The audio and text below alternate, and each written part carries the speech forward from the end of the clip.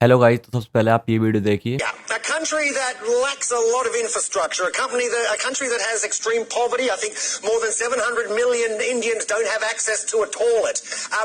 Really? Should they really be spending this sort of money on a space probe? तो मैं आपको इस video के बारे में बता दूं तो इस वीडियो में एक ब्रिटिश जर्नलिस्ट इंडिया के स्पेस मिशन चंद्रयान 3 को मॉक करते हुए बोल रहा है कि यार इंडिया में इतनी पॉवर्टी है, उसके बाद भी क्या जरूरत है ऐसे स्पेस मिशन ऑर्गेनाइज करने की। तो इस वीडियो में उस बंदे को बेफिटिंग रिप्लाई नहीं देने वाला हूँ, बल्कि इंडिया में भी बहुत से लोग ऐसे हैं जिनकी थॉट प्रोसेस उसके सिमिलर है।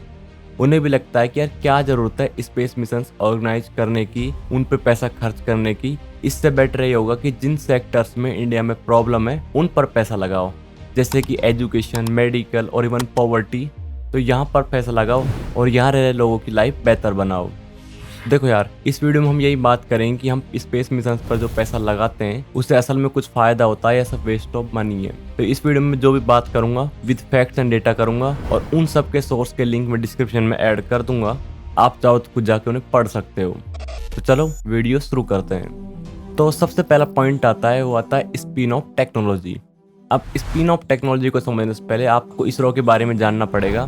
तो ISRO stand for Indian Space Research organisation.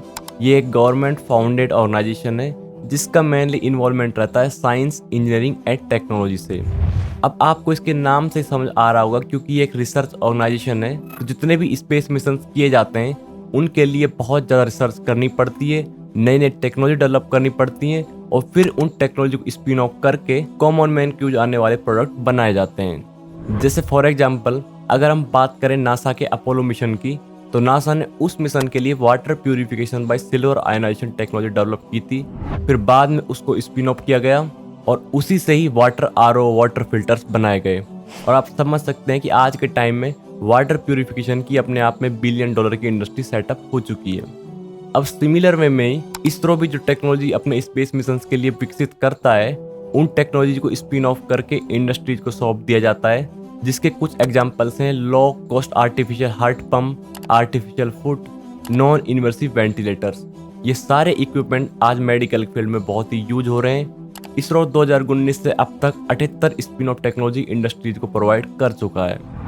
तो अब इसी में ही हम सेकेंड पॉइंट पर आते हैं, वो है इकोनॉमिकल एस्पेक्ट। तो स्पेस फाउंडेशन की एनुअल रिपोर्ट के अनुसार 2023 के सेकेंड क्वार्टर तक ग्लोबल स्पेस इकोनॉमी 546 बिलियन तक पहुंच चुकी है।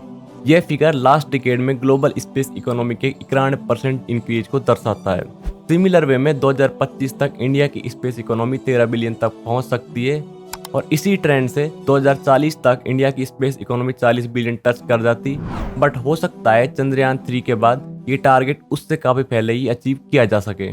चंद्रयान 3 के बाद ग्लोबल मार्केट में हमारा reputation for cost competitive engineering को लेकर बहुत बढ़ने वाला है। कॉस्ट कॉम्पिटिटिव इंजीनियरिंग का मतलब होता है आप किसी इंजीनियरिंग टेक्नोलॉजी में लो कॉस्ट में ही बहुत अच्छी क्वालिटी मेंटेन कर सकें। जैसे फॉर एग्जांपल हम इसरो के ही चंद्रयान 3 मिशन की बात करें तो इसका बजट अराउंड 74 मिलियन था। वहीं इसे अगर हम नासा के 2025 में होने वाले आर्टेमिस मून प्रोग्राम से कंपेयर करें तो यूएस स्पेस एजेंसी के इंस्पेक्टर के अकॉर्डिंग उसका एस्टिमेटेड बजट अराउंड $93 बिलियन है। तो आप खुद दोनों स्पेस मिशन की कॉस्ट में डिफरेंस समझ सकते हो। अच्छा, चंद्रयान 3 की सक्सेसफुल लैंडिंग के बाद इन फ्यूचर बहुत सी फॉरेन कंट्रीज इसरो को सैटेलाइट लॉन्च के लिए अप्रोच करेंगे। इसके अलावा फ्यूचर में ये भी हो सकता है कि foreign private companies like Elon Musk की स्पेसएक्स, जेफ बेजोस की ब्लू ओरिजिन इसरो के साथ मिलकर स्पेस मिशन ऑर्गेनाइज करें। इससे हमारे देश के स्पेस सेक्टर में फॉरेन इन्वेस्टमेंट बढ़ने वाला है। अब इन्हीं सारी चीजों को देखकर आप समझ सकते हो कि आने वाले टाइम में जो इंडियन स्पेस सेक्टर होगा वो कितना ग्रो करने वाला है और यही सेक्टर कई हजार लोगों को एम्प्लॉयमेंट भी प्रोवाइड करेगा और इससे हमारे लोगों को डायरेक्ट बेनिफिट होगा। अब हम बढ़ते हैं थर्ड पॉइंट की तरफ, वो है चेंजिंग ग्लोबल परसेप्शन। अच्छा, एक टाइम पर जब western media, western people India को थर्ड वर्ल्ड कंट्री समझते थे, उन्हें लगता था कि यार इंडिया बहुत ही पुअर और गंदगी से भरा देश है। लेकिन अब चंद्रयान 3 जैसे सक्सेसफुल स्पेस मिशन के बाद उन्हीं लोगों को समझ में आ रहा है कि इंडिया अपने दम पर साइंस एंड टेक्नोलॉजी के फील्ड में कितना प्रोग्रेस कर रहा है। चंद्रयान 3 की सक्सेस के बाद इंडिया मून पर लैंड करने वाले 4 एलाइट्स कंट्रीज की लिस्ट में शामिल हो चुका है।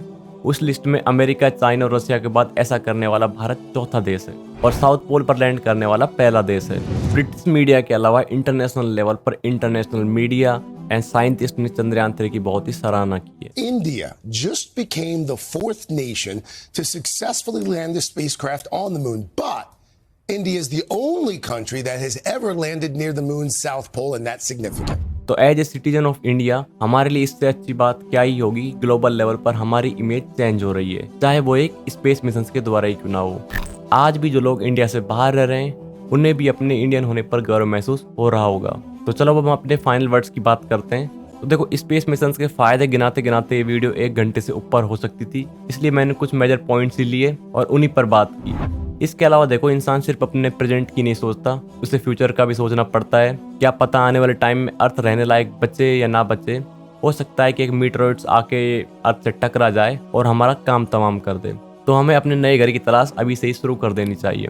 अब मैं इस स्टेटमेंट को देख के नेगेटिव नहीं साउंड करना चाह रहा, बट अगर पॉजिटिवली भी देखें तो हम इंसान बहुत ही क्यूरियस होते हैं और हमें यूनिवर्स के बारे में जानने में बहुत एक्साइटमेंट होती है।